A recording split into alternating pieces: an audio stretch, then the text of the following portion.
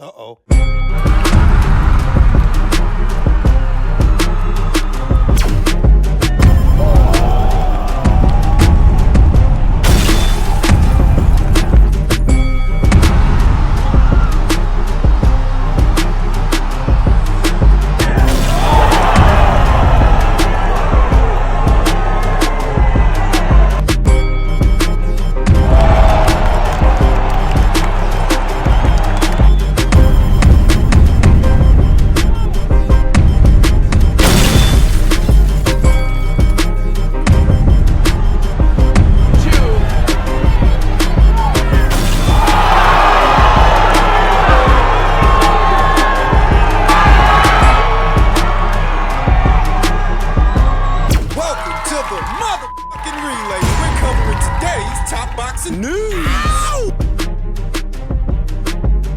Okay, we'll start with this. Last night, as part of a 360 Promotions show, young up-and-comer Yana Verduzco returned to action, advancing to a professional record of 3-0, recording her very first knockout as a professional. And I told you in my prediction video, that's what would happen. Her opponent, Ellis, from right here in the US of A, may have had a similar number of fights to Yana, and she might have been a little taller and a little longer, but what separates them is their ceiling. Yana has more talent, she's a more coordinated fighter, more put together. All those rounds in Team Combat League. Amassing experience wherever she could, Yana, otherwise known as Right Hook Roxy, was able to tee off on Ellis, and there was very little that Lindsay could do about it.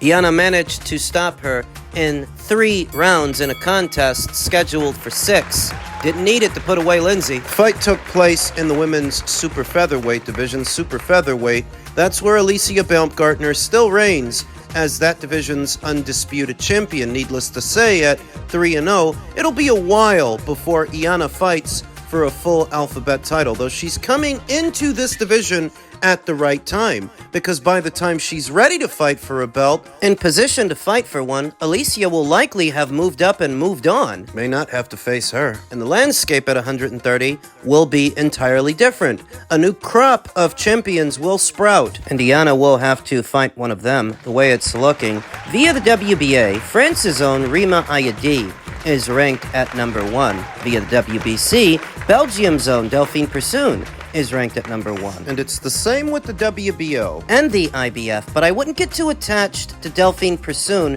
being ranked there because she's getting on in age. She's getting up there, and I don't think she'll be in the sport much longer. So ranked right behind Delphine via the WBC is France's own El Khaled, to where if she sticks around and plays her cards right, maybe she can be the next WBC champion after Alicia leaves this division. That's via the WBC. Now via the WBO, America's own Tiaria Brown, for some reason, is ranked at number 2, even though currently she's campaigning as a featherweight, and she's en route to a Sky Nicholson fight, so that should rule her out. Ranked at number 3 is South Korea's own Bomi Shin. Bomi saw action 2 times last year, so she's been keeping busy and active. That's via the WBO and via the IBF. Rima Ayadi is ranked at number 2, and Bomi Shin, who I just mentioned, is ranked at number 3. Thus, the way it's looking, it looks like Rima may become a champion, Rima Ayadi, El Khaled may become a champion, and Bomi Shin may become a champion in the not-so-distant future, after Alicia leaves this division, vacates her titles, and hits the reset button on the whole goddamn thing. And these may be the fighters that Yana Verduzco has to fight in order to become a champion. These fighters may represent the next crop of champions in the super featherweight division. The landscape could dramatically change. For now, congratulations to Yana Verduzco for advancing to a professional record of 3 wins, no losses, no draws, with 1 recorded knockout. She recently inked a pact with Tom Loeffler's 360 Promotions, so I expect to see her back there on those Hollywood fight nights in the not-so-distant future. Men's lightweight news.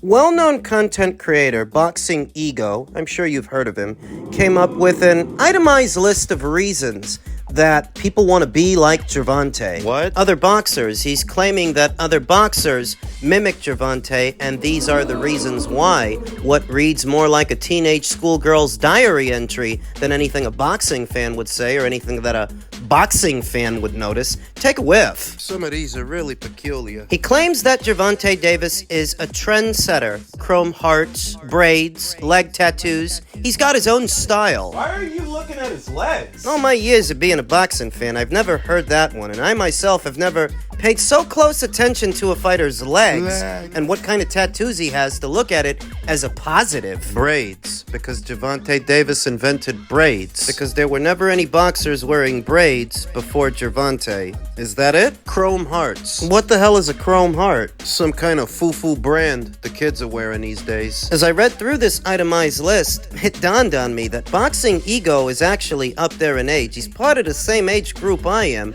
so the idea that a grown man would have sat down and wrote all of this. I passed by Gervonta before math class today. Boxing Ego said he's really from the trenches. A good Marvel Origins backstory. The trenches. What trenches? He said hi to me. I hate to break the news to you, sweetheart, but there's nothing original about Gervonta Davis's backstory. That he comes from poverty? The vast majority of boxers come from poverty, whether it's Gennady Golovkin or Manny Pacquiao, Canelo Alvarez, Terrence Crawford, all those Mexican fighters you see. Do you think they grew up with silver spoons in their mouths? Do you think Dillian White did? Or Anthony Joshua? Or Daniel Dubois? Those Brits, do you think they grew up with silver spoons in their mouths? Tyson Fury? Do you think that he was well off? What you'll find in boxing is that that's pretty much every boxer's origin story, if that's what you're looking for. And there's nothing so unique about Gervonta's that you can't say the same about somebody else. But he continued, he claims he's the most clout chase. Define clout chasing. Because people wanting to fight you,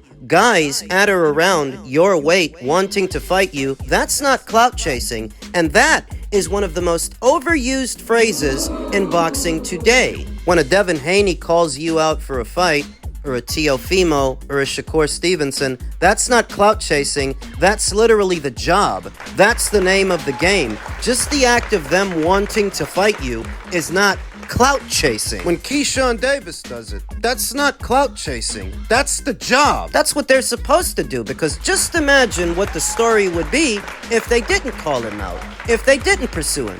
Then guys like Boxing Ego would say nobody calls him out because they're so scared, so that when they do call him out, you say it's clout chasing. Get off his dick! He claims that he fights in his real weight class and isn't a weight bully. Yeah, maybe he fights in his real weight class, but his opponents don't. Isn't he about to fight another super featherweight? Didn't he bring up Hector Luis Garcia from 130 up to 135? And isn't he bringing up Lamont Roach to do the same thing? Didn't he stick weight stipulations on Ryan Garcia, a catch weight and a rehydration clause? And didn't he stick a rehydration clause on Mario Barrios? That's what Mario said. So maybe he's not a weight bully in the sense that he himself is not cutting massive amounts of weight, but he is fighting fighters from lower weight classes. He is fighting fighters from lower divisions and bringing them up. So what's that if not being a weight bully? And when he's not fighting fighters from lower weight classes, he's sticking weight stipulations on other fighters. So what's that if not being a weight bully? He says he doesn't need Turki or has to kiss his ass or kiss the ring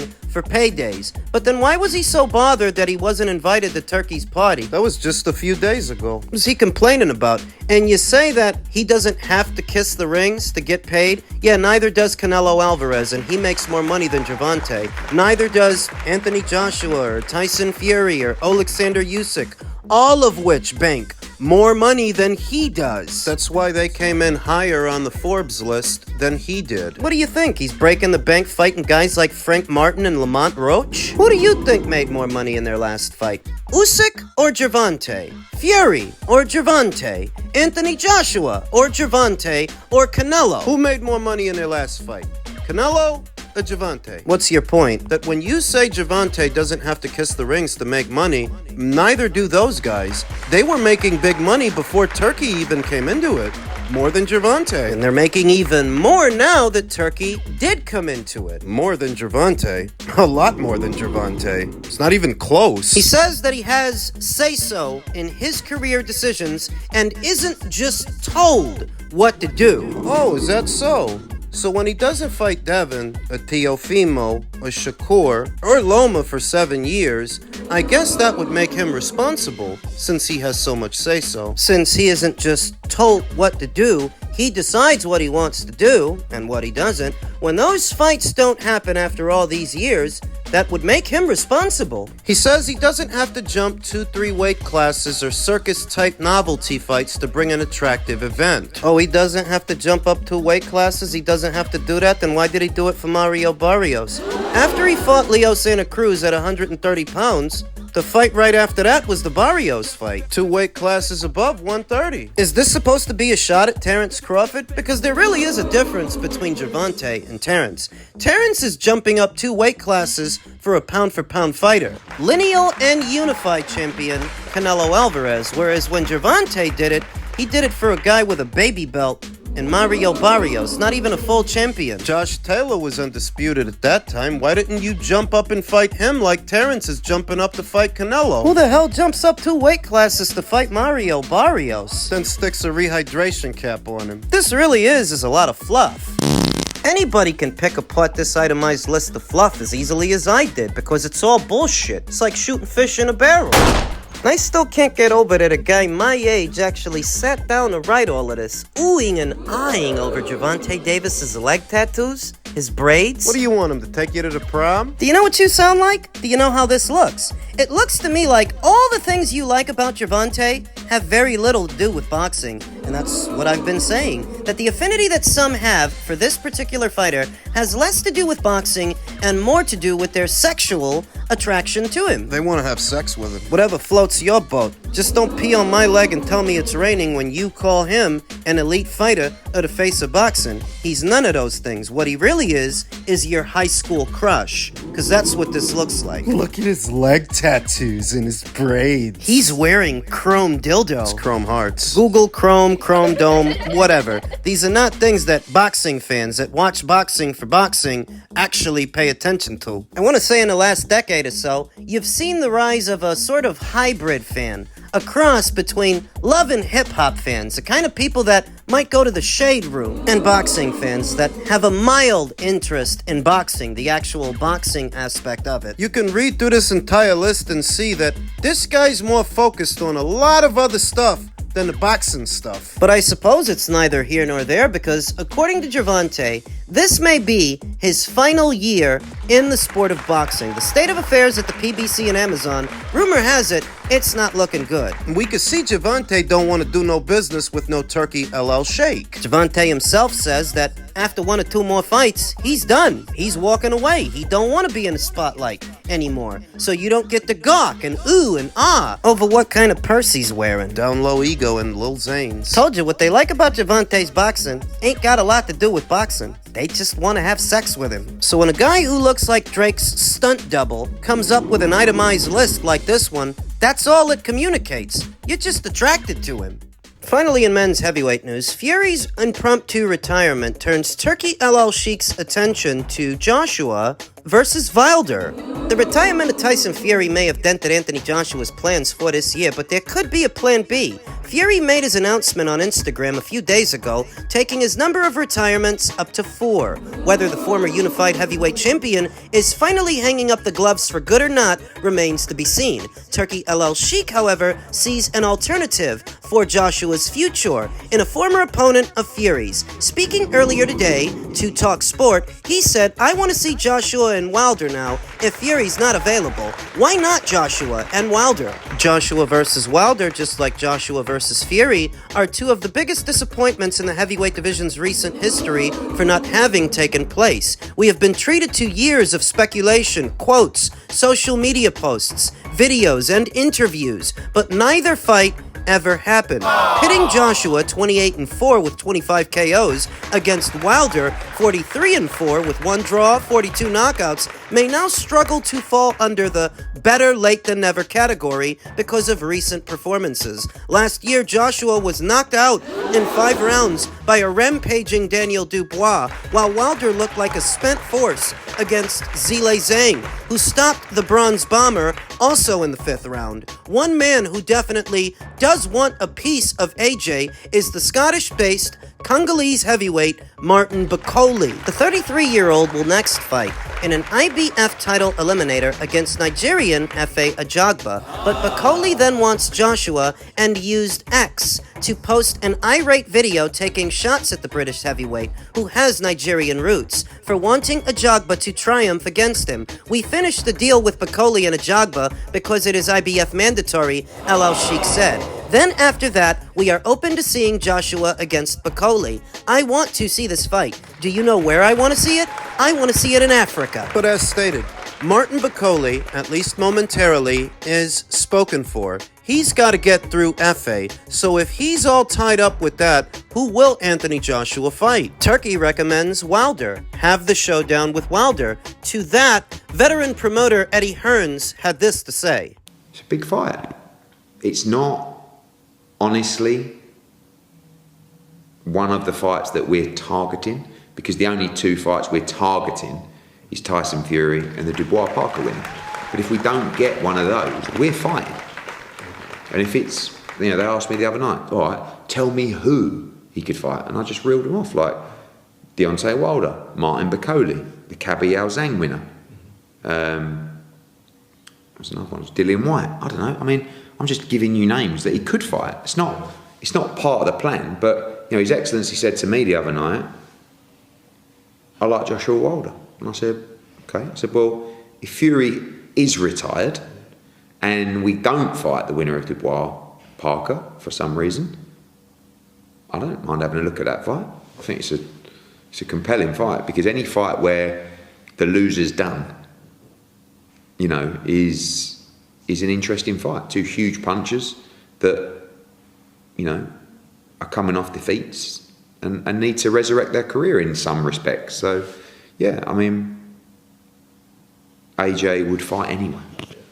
The fight isn't now what it was years ago, but if you put it together, given all the backstory, it would still get a reaction in America, it would still get a reaction in the UK. Though underneath it all, I think Eddie and AJ are fatigued. They're tired of hearing about it. They're tired of that fight after years of pursuing it and making offers, and they did. Each offer was bigger than the last. He's measuring his response when it comes to the potentiality of that fight, careful not to say anything that might be used against him, because that's what was going on for years, in spite of all the offers they made, all the effort. People kept turning it on them. There were people trying to blame them. Even after DAZN themselves offered Wilder $100 million, and well after that, when Anthony agreed to fight him, Anthony had to make it past Otto Wallin, and Wilder had to make it past Joseph Parker. Anthony held up his end of the bargain.